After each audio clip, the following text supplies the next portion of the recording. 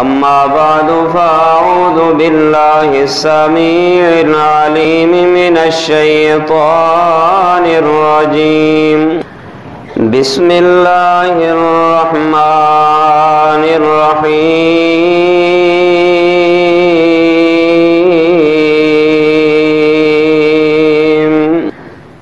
بے شمار درود و سلام امام الانبیاء خاتم الانبیاء جناب محمد الرسول اللہ صلی اللہ علیہ وآلہ وسلم کی ذات گرامی کے لیے۔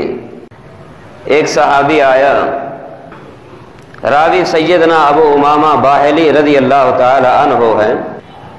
انہوں نے آ کر پوچھا کہ والدین کا ہمارے اوپر حق کیا ہے؟ حدیث کے الفاظ ذرا سنیے اور ذہنوں میں بٹھائیے۔ آپ نے جامع ترین الفاظ بیان فرمایا ہما جنتوں کا و ناروں کا، تیرے ماں باپ تیرے لیے جنت بھی ہیں اور تیرے ماں باپ تیرے لیے جہنم بھی ہیں۔ کیا مطلب؟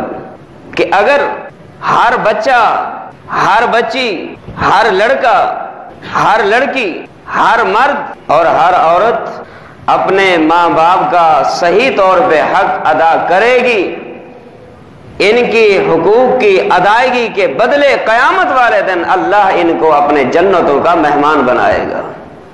اور اگر اولاد نے والدین کا خیال نہ رکھا، ان کے بھوک کا، ان کی پیاس کا، ان کے آرام کا، ان کے لباس کا، ان کی اطاعت کا، ان کی فرما برداری کا، ان کے دکھ اور سکھ اور بیماری کا اگر اولاد نے خیال نہ رکھا، ماں باپ روتے چیختے چلاتے تڑپتے دنیا سے چلے گئے تو یاد رکھنا ان کی نافرمانی کی وجہ سے اللہ تمہیں جہنم کا ایندھن بنا دے گا۔